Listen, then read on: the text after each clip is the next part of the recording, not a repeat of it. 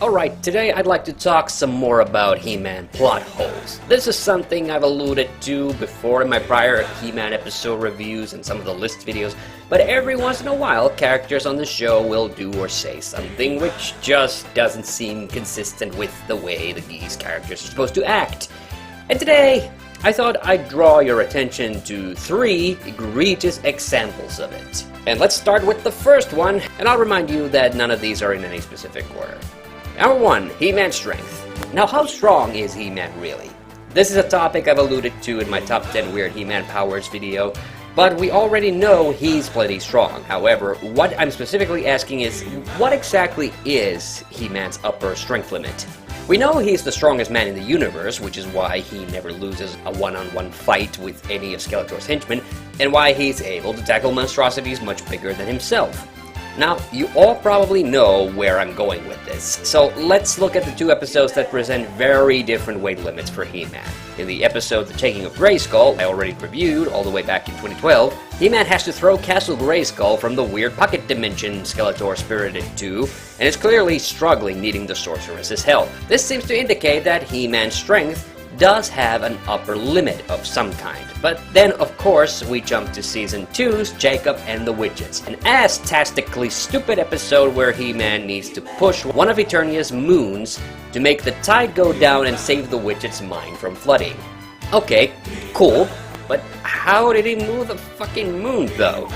The implications are pretty disturbing. Does Castle Grayskull actually weigh more than one of Eternia's moons? Or are we forgetting that the real hero of the story is the handbrake on that Wind Raider? I know this is just a natural escalation of how ridiculous He-Man's strength needs to be in order for it to be at all impressive. The guy's chucked an entire mountain into a lake, for Christ's sake, and sent too many explosive items into the atmosphere. But seriously, was it too much trouble just to leave it at, yeah, lifting a castle might be a bit much? I know he held up the entire palace from collapsing in Evil Seed, but he wasn't also lifting the whole goddamn palace on his shoulders. Number 2, how do you get to Trolla? Now, the character who has the most intricate lore in the series is, a little shockingly, Orko. Yep. Even 2 of the first 3 He-Man episodes I ever saw were about Orko. In The Creatures from the Tar Swamp, we learned that Orko was forcibly pulled to Eternia from Trolla and also lost his magic medallion, which explains why his magic is so unreliable.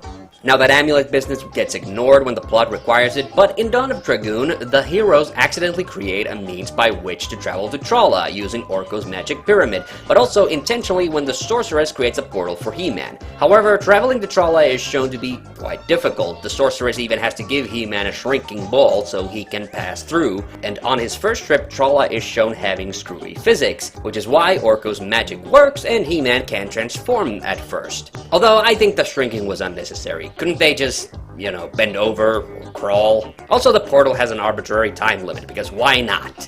When Driel and company come back in Driel's Return, they still use the pyramid, but this is the last time traveling between Trolla and Eternia is at all consistent.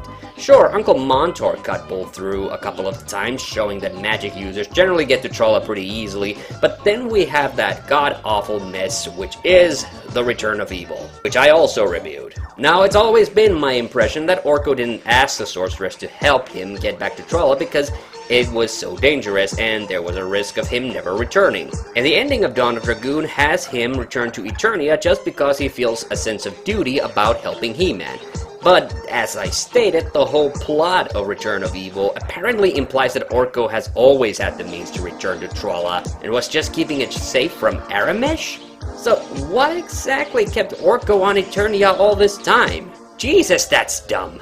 But then, of course, by Season 2, He-Man and company are traveling to Trolla like it's NBD. What's even more confusing is how the show never firmly establishes on which plane of existence Trolla is supposed to be located on. As mentioned in the infuriating Trouble's middle name, Trolla apparently exists in another dimension, which would explain why getting there used to be so difficult. But another Season 2 episode, the inaccurately titled Orko's New Friend, has Orko's childhood buddy, Squunch, no, seriously, that's his name, arrive in a frickin' spaceship.